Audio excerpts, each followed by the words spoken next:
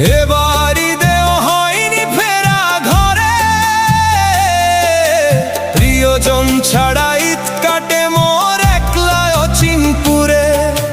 নিঃসঙ্গতা কুরে কুরে খায় তবুও মুখে হাসি, আমি যে প্রবাসী, আমি যে প্রবাসী।